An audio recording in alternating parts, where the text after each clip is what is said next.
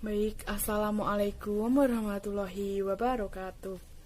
Di sini saya Armita Indriana dengan NIM 43040190176. Nah, di sini saya akan menjelaskan tentang pengertian statistik. Apakah itu ilmu statistik ini? Nah, di sini saya akan menjelaskan. Secara etimologis, kata statistik berasal dari kata status atau bahasa Latin yang mempunyai persamaan dari kata state atau bahasa Inggris atau stat dalam bahasa Belanda. Kumpulan bahan keterangan atau data baik yang berwujud angka atau data kualitatif yang mempunyai arti penting dan kegunaan yang besar bagi suatu negara. Namun pada perkembangan selanjutnya, arti kata statistik hanya dibatasi pada kumpulan bahan keterangan yang berwujud angka atau data kuantitatif. Nah, jadi kesimpulannya, ilmu statistik tidak lain adalah ilmu pengetahuan yang mempelajari dan mengembangkan secara ilmiah tahap-tahap yang ada dalam kegiatan statistik. Dengan ungkapan lain, ilmu statistik adalah ilmu pengetahuan yang mempelajari atau mengembangkan prinsip-prinsip metode atau prosedur yang perlu ditempuh atau dipergunakan dalam rangka yang pertama pengumpulan data angka, yang kedua penyusunan atau pengaturan data angka, yang ketiga penyajian atau penggambaran atau pelukisan data angka, yang keempat penganalisan terhadap data angka, dan yang kelima penarik kesimpulan. Nah, dari presentasi kemarin ada yang bertanya, apakah statistik itu mempunyai ciri khas? Nah, tentu saja statistik itu mempunyai ciri khas. Yang pertama, statistik itu selalu bekerja dengan angka atau bilangan. Dalam arti hal ini adalah data kuantitatif. Yang kedua, yaitu ilmu statistik itu bersifat objektif.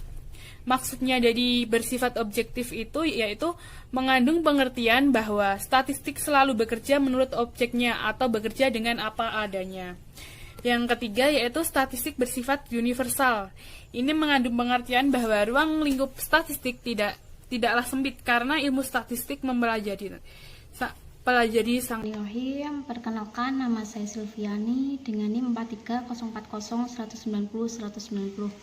Baik, di sini saya akan menyampaikan sedikit materi tentang statistika inferensial.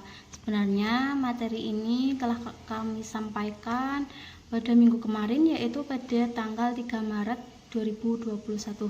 Baik, langsung saja mengenai materi yang pertama, yaitu pengertian statistik inferensial. Statistik inferensial mencakup semua metode yang berhubungan dengan analisis bagian data untuk diambil kesimpulan mengenai data seluruhnya. Generalisasi yang berhubungan dengan inferensial statistik mempunyai sifat tidak pasti karena mendasarkan pada informasi parsial. Nah, buat kalian yang bertanya-tanya apa sih informasi parsial itu? Informasi parsial adalah suatu informasi yang mencakup sebagian data dari keseluruhannya. Lalu, apa sih perbedaan antara statistik deskriptif dan statistik inferensial? Jadi, letak perbedaan keduanya itu terletak pada penyajian informasi. Nah, jika statistik deskriptif itu menyajikan informasinya dengan keseluruhan, sedangkan untuk statistik inferensial hanya mencakup informasi sebagian dari data keseluruhannya. Nah, satu misal dalam kasus penelitian dari SMA Isuda kelas 12 semester 1 pada nilai matematika mereka. Nah, gini. Nilai matematika siswa kelas 12 SMA Isuda pada semester 1 untuk informasi statistik deskripsinya begini. Siswa SMA Isuda terutama kelas 12 pada semester 1 rata-rata nilai matematikanya 8. Sedangkan untuk yang statistik inferensialnya nilai matematika kelas 12 SMA Isuda semester 1 rata-rata mendapatkan nilai 7 sampai 9. Nah, dari kesimpulan tersebut bisa kita ambil bahwa untuk yang statistik deskriptif itu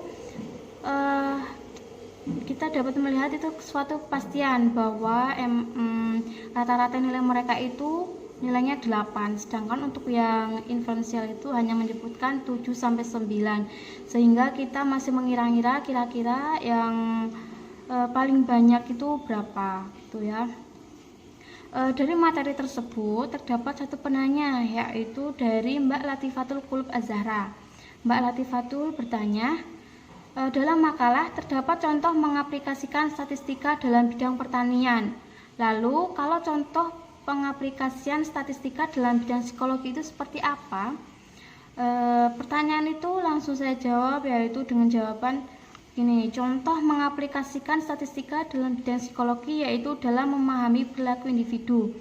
Dalam memahami perilaku individu tersebut, tentu psikolog memerlukan berbagai macam informasi seperti nilai IQ, skor kepribadian, dan nilai waktu reaksi yang pada umumnya terkumpul dalam jumlah yang banyak, sehingga psikolog tersebut memerlukan ilmu statistika untuk menghitungnya. Dari jawaban saya tersebut ditambahkan oleh Mbak Rahma Melia. Mbak Rahma Melia menambahkan, dalam bidang psikologi mengaplikasinya seperti pada tes psikologi. Nah, statistika ini berfungsi untuk menentukan skor dari tes IQ sehingga bisa dilihat apakah nilai IQ-nya normal, atau bisa juga untuk menilai berapa nilai IQ seseorang tersebut. Nah, demikian yang dapat saya sampaikan. Kurang lebihnya saya mohon maaf. Saya akhiri. Wassalamualaikum warahmatullahi wabarakatuh.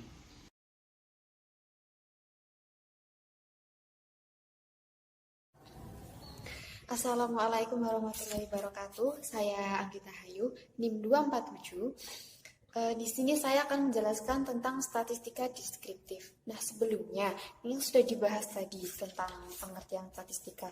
Jadi, statistika ini merupakan ilmu yang membahas tentang metode pengumpulan data yang dilakukan oleh peneliti. Nah, statistik ini dibagi menjadi dua. Yang pertama, statistik deskriptif, dan yang kedua, statistik inferensial. Saya akan membahas statistik yang pertama, yaitu statistik deskriptif. Jadi, apa itu statistik deskriptif? Nah, statistik deskriptif merupakan statistika yang digunakan untuk mendeskripsikan data menjadi informasi yang lebih jelas dan mudah dipahami. Nah, statistika ini berfungsi untuk memberi gambaran nih terhadap objek yang diteliti melalui data sampel atau populasi yang setelah peneliti melakukan penelitian, nah data sampelnya ini